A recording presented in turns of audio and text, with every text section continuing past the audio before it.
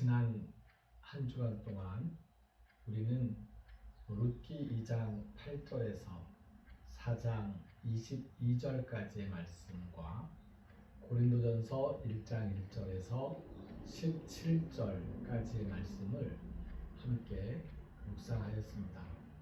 그 말씀 중에서 고린도전서 1장 9절과 17절의 말씀을 발췌해서 한번 읽어보겠습니다.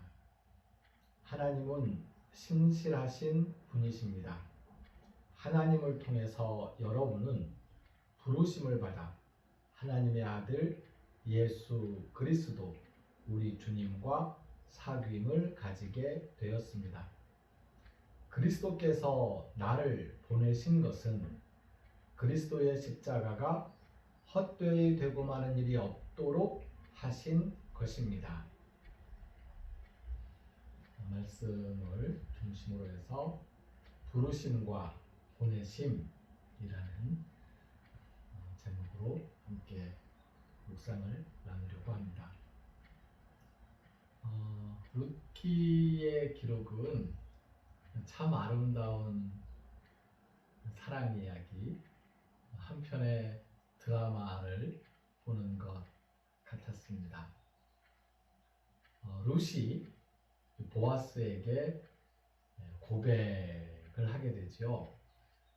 시어머니 나오미의 지시에 따라서 나오미가 시키는 대로 잠들어 있는 보아스의 발치에 가서 자리를 잡고 눕습니다. 일종의 고백인 것입니다. 그 고백에 응답하면서 보아스는 룻이라고 부르면서 이야기를 합니다. 말씀에 보면 이렇게 기록이 되어 있습니다. 3장 10절 말씀, 룻, 그대가 지금 베푼 사랑이 이제까지 베푼 사랑보다 더 아름답군요 라고 하면서 룻이라고 이름을 부르고 있는데요. 히브리 성서에는 룻이라는 이름 대신에 뭐라고 기록되어 있냐면 내 딸아 라고 기록되어 있습니다. 보아스와 룻의 나이 차이를 보여주는 대목입니다. 그러면서 그대의 사랑이 정말 아름답다 라고 이야기하는데요. 그대가 베푼 사랑이라고 번역된 그 사랑을 히브리 성서에 찾아보면 헤세드라고 기록되어 있습니다. 헤세드, 우리가 몇 주 동안 시편의 말씀 속에서 헤세드, 하나님의 사랑, 한결같은 사랑, 하나님의 자비, 이런 모든 말들로 이 헤세드를 설명하고 확인했었는데, 오늘 보아스는 룻에게 룻의 헤세드라는, 룻, 그대가 베푼 헤세드라는 말로 표현하면서 그 사랑이 아름답다고 이야기하고 있습니다. 룻의 헤세드, 룻이 베푼 헤세드, 하나님의 헤세드와 같은 그 룻이 베푼 헤세드가 어떤 내용이었는지 잠시 돌이켜 봅시다. 모압 땅에서 룻이 마을론과 나오미와 엘리멜렉에게 베풀었던 사랑입니다. 나그네를 환대하고 나그네를 대접하고 나그네를 잘 대하면서 베풀었던 그 사랑이 바로 헤세드입니다. 그리고 오늘 룻이 보아스에게 나아간 것 또한 헤세드라고 보아스는 인정하고 있습니다. 룻은 모압 여자로서 모압 땅에서 베들레헴 출신 마을론을 만나 결혼하였지요. 룻은 시어머니 나오미를 따라 나오미의 하나님을 섬기겠다며 베들레헴으로 옵니다. 룻은 시어머니를 먹여 살리기 위해 이삭 죽기를 자청합니다. 그리고 보아스를 만납니다. 이제 드디어 보아스와 룻이 결혼을 하고 아이를 낳게 되는데요. 그 룻과 보아스가 낳은 아들 오벳은 누구의 아들일까요? 아니, 룻과 보아스가 낳은 아들이라고 이야기해 놓고 누구의 아들이라고 묻는 게 참 그렇죠? 네. 이 오벳은 마흘론의 아들 엘리멜렉의 아들로 나오미가 맡아서 기르게 됩니다. 그것이 풍습이었습니다. 그것이 이 이스라엘 백성들의 약속이었습니다. 한 집안의 가계가 완전히 사라지는 일을 막기 위해서 그 집안을 살려낼 의무가 있는 사람들이, 다시 말하면 형이 결혼을 했는데 형이 죽었잖아요. 그러면 동생이 형수와 잠자리를 합니다. 그리고 아들을 낳으면 내 아들이 아니고 형의 아들로 그렇게 인정되고 형의 가업을 잇게 되는 겁니다. 죽은 사람을 그냥 잊는 것이 아니고 이런 방식으로 죽은 사람을 기억해서 살려내는 것, 그게 이스라엘의 전통, 사사시대의 전통이었습니다. 그래서 오벳은, 룻과 보아스의 아들인 오벳은 룻의 죽은 남편 마흘론의 가업을 이을 아들로서 나오미가 맡아 기르게 되었던 것입니다. 이렇게 룻의 아들 오벳은 마흘론의 아들이 됩니다. 물론 생물학적으로는 보아스의 아들이겠지요. 하지만 법적으로, 족보상으로는 마흘론의 아들이고, 그리고 실제로 이 오벳은 죽은 마흘론과 그 마흘론의 형제인 기럧과 아버지, 자기 할아버지인 엘리멜렉의 그 집안을 잇는 사람으로서 그렇게 살아가게 됩니다. 자, 하나님은 나오미를 그의 남편, 그의 두 아들과 함께 모압 땅으로 보내셨습니다. 사실 엘리멜렉이 고향 베들레헴에서 먹고 살 것이 없으니까, 흉년이 들어서 기근이 닥치니까, 가뭄이 극심해서 먹을 것을 찾아서 모압 땅으로 갔던 것입니다. 그런데 나오미는 그 하나님을 섬기는 마음으로 고백하면서 우리가 모압 땅으로 갔던 것이 하나님이 우리를 이렇게 보내신 것이다 라고 고백을 합니다. 그리고 남편을 잃고 두 아들을 잃은 것이 하나님이 나를 때리신 것이다 라고 고백을 합니다.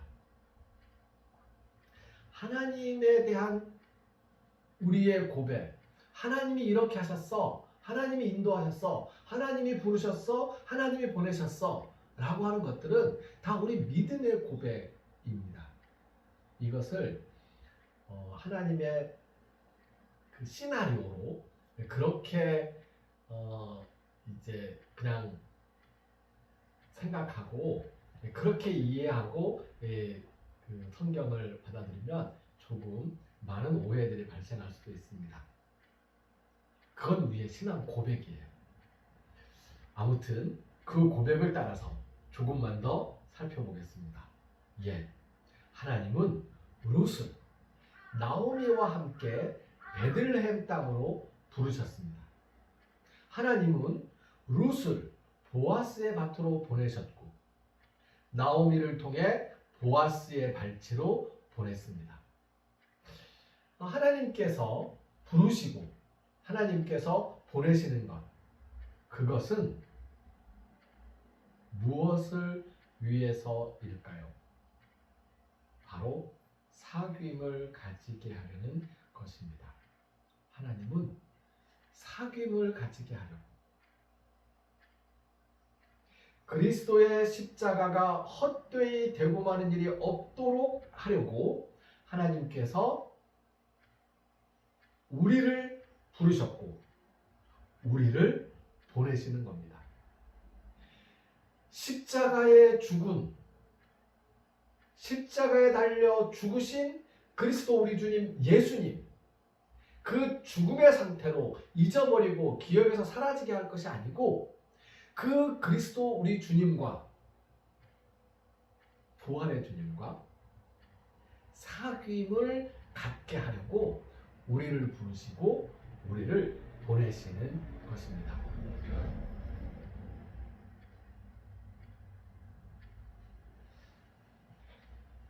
가만히 생각해보면 마흘론과 마흘론의 형제 기욤과 그 아버지 엘리멜렉, 너무너무 안타깝고 고생하다가 죽은 거잖아요.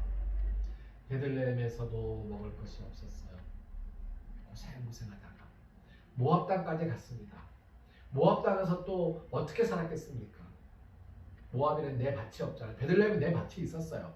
하지만 가뭄이 드니까 먹을 것을 얻을 수가 없었죠. 모압 땅에는요, 내 밭이 없어요. 어떻게 해야 됩니까? 모압 사람들한테 굽신거리면서 일 좀 시켜주세요. 저 일 좀 할 테니까 먹을 것 좀 주세요. 이렇게 고생하면서 루시나 오르바 같은 사람들, 그런 가족들을 만나서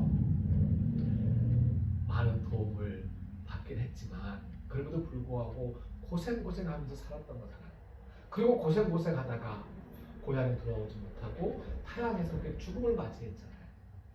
어찌 보면 참 안타깝고 어찌 보면 참 애절한, 그런 억울하기까지 할 수 있는 그런 죽음이겠죠. 하지만 마흘론의 죽음조차도, 엘멜렉과 마흘론과 기론의 죽음을 헛되이 되고 마는 일, 헛되지 않게 하는 일이 바로 루시였습니다.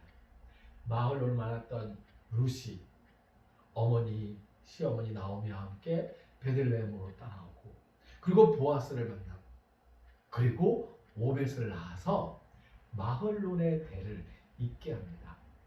나오미가 했던 고백 기억하시나요? 보아스를 두고 이렇게 말했었죠. 그 사람은 산 사람이나 죽은 사람이나 다 잘 대해주시는구나. 산 사람도 살펴주시고 죽은 사람도 살펴주시는구나. 이제 다시 우리의 이야기로 돌아와 봅시다. 하나님은 우리를 부르셨습니다. 십자가에 달려 죽으신 예수님과 사귀게 하려고, 그 예수님의 십자가 죽음이 헛되이 되고 마는 일이 없도록, 그 십자가의 죽음이 헛되지 않게 하시려고 우리를 다시 또 보내십니다. 하나님의 부르심과 하나님의 보내심을 우리가 인정하고 고백하고 기억하면서 그 중심에 예수님의 십자가의 사랑, 그리고 십자가의 죽음으로 끝나는 것이 아니고 부활로서, 부활하심으로 말미암아 부활의 생명으로 우리가 그 생명을 누리면서 살 수 있도록, 이게 그 목적이라는 것을 잊지 마시고, 하나님 불러주셔서 감사합니다. 하나님 저를 보내주시는군요. 감사합니다. 예, 제가 그리스도와의 사귐을 놓지 않고 늘 매 순간순간마다 예수님과 함께 붙어있는 삶으로서 예수님의 부활 생명을 사람들에게 전하여서 그들도 나처럼, 우리처럼 하나님이 불러주셔서 그리스도 대신 우리 주님 예수님과 사귐을 갖는, 그래서 십자가가 헛되지 않게 되고 부활 생명을 함께 누리는 그러한 일을 하도록 애쓰고 노력하겠습니다 라고 다짐하고 기도하며 살아갈 수 있으면 정말로 이것이 바로 우리의 믿음이고 우리의 소망이고 우리의 진정한 행복임을 고백합니다. 감사합니다.